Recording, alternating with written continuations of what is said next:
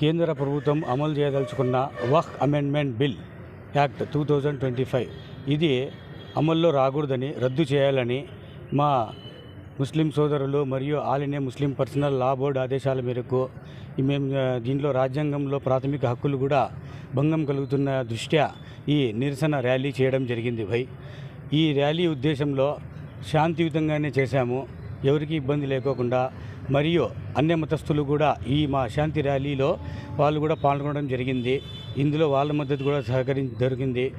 ఇదేమంటే ఈ చట్టం అమలైతే దేశంలో చాలా వరకు హిందూ ముస్లింల మధ్య విభేదాలు వచ్చడానికి కూడా అవకాశం ఉంది.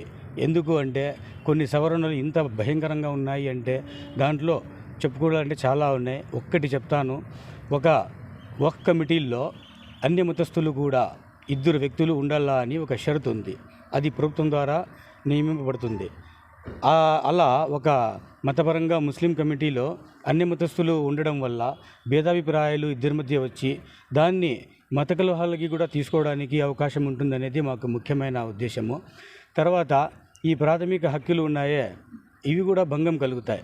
ఇలాంటి చట్టం దేశంలో అమలు కాకూడదు అని మేమంతా నినాదం చేస్తున్నాం భయ్. ఈ వక్ఫ్ సవరణ చట్టం తప్పనిసరిగా ఖచ్చితంగా ప్రభుత్వం వారు రద్దు చేయాల్సిందే అని మా నినాదం భయ్. కోరుకునేదే ఈ వక్ఫ్ అమెండ్మెంట్ బిల్ యాక్ట్ రద్దు చేయాలి. వి ప్రొటెస్ట్ వక్ఫ్ అమెండ్మెంట్ బిల్ యాక్ట్. ఈ మెసేజ్ మీడియా సోదరుల ద్వారా కేంద్ర ప్రభుత్వంకి అందించాలని మేము కోరుకుంటున్నాం భయ్. జై హింద్.